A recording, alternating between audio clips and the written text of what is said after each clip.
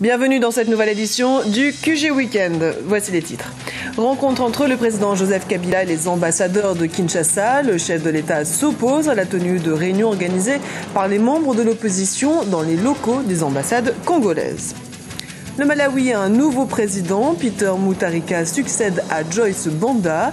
Le chef de l'État a présenté les grandes lignes de son quinquennat lors de son investiture ce samedi. Et puis Maurice souhaite revoir son modèle électoral. Le système actuel est jugé antidémocratique et pour cause. Lors des élections législatives, le mode de scrutin impose aux candidats de décliner leur identité ethnique. Mais tout d'abord, un front régional contre Boko Haram. C'est l'ambition poursuivie par la CEDEAO. Les leaders de la communauté économique des États d'Afrique de l'Ouest se sont réunis à huis clos vendredi dans la capitale ghanéenne Accra. À l'issue du sommet, ces derniers ont annoncé leur intention de renforcer la coopération entre pays membres de l'organisation ouest-africaine afin de venir à bout du groupe islamiste nigérian.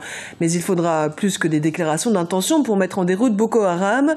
Le groupe islamiste continue de menacer quotidiennement la sécurité des populations nigérianes. Samedi, 4 villages situés dans le nord-est du pays ont été victimes des assauts du groupe armé islamiste. Plusieurs personnes ont perdu la vie. Ces pertes en vie humaine interviennent moins de 48 heures après une attaque similaire qui a fait 35 victimes dans le même secteur.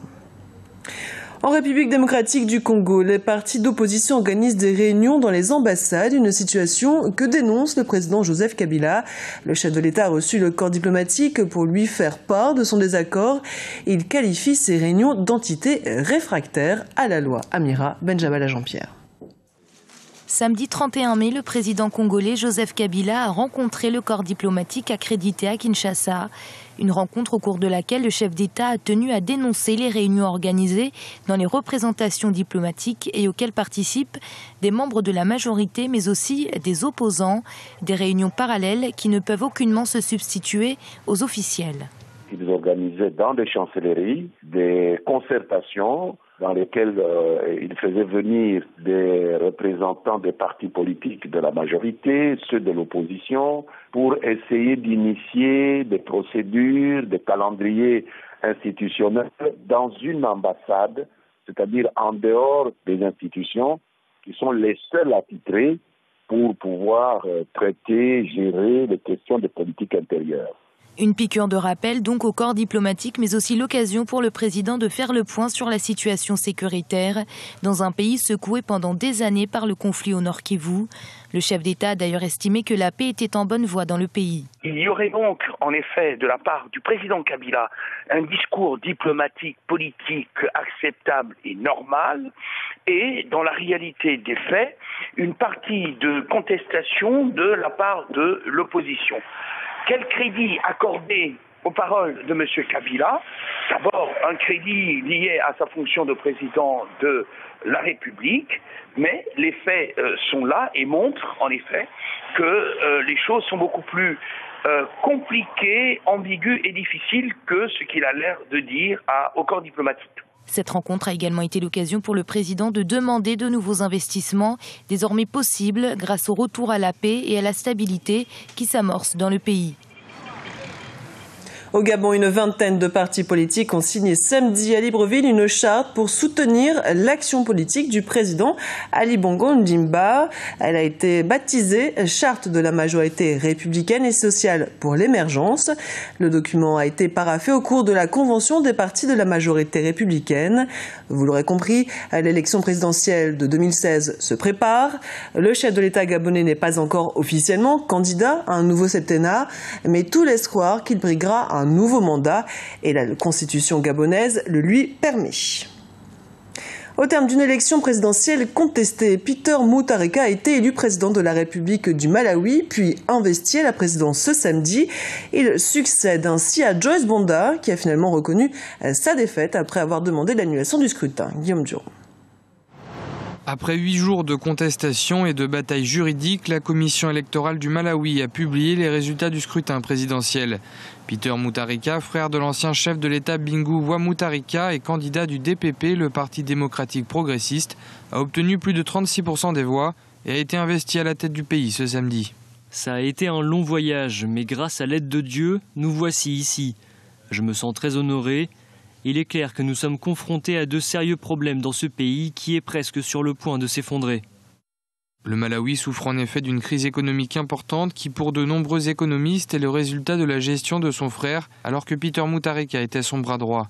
La lutte contre la pauvreté devrait donc compter parmi ses principaux objectifs. Environ 40% de notre budget dépend des donateurs. Je voudrais réduire la dépendance envers les donateurs extérieurs, mais également tourner le Malawi vers de nouveaux amis, tels que la Chine ou le Brésil. Peter Mutharika n'est entré en politique qu'à la fin des années 2000, après avoir vécu une trentaine d'années aux États-Unis. Dès 2010, le DPP le choisit pour succéder à son frère, mais le décès soudain de ce dernier avait entraîné la vice-présidente Joyce Banda à la tête du pays. Peter Mutharika a d'ailleurs été inculpé de haute trahison pour avoir tenté de l'empêcher d'accéder à la présidence. À Maurice, cela fait près d'un demi-siècle que les candidats aux élections législatives sont obligés de décliner leur origine ethnique, un système censé assurer la représentation ethnique au Parlement qui aujourd'hui suscite une vive polémique. Grazia Chakunte.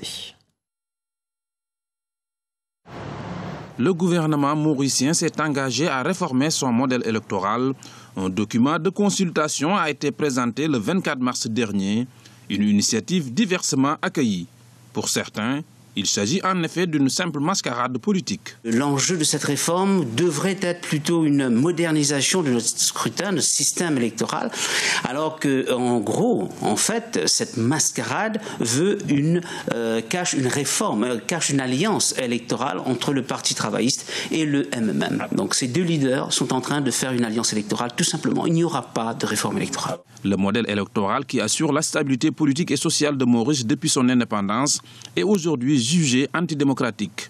Et pour cause, le mode de scrutin impose à tout candidat aux élections législatives de décliner son identité ethnique sous peine de voir sa candidature rejetée.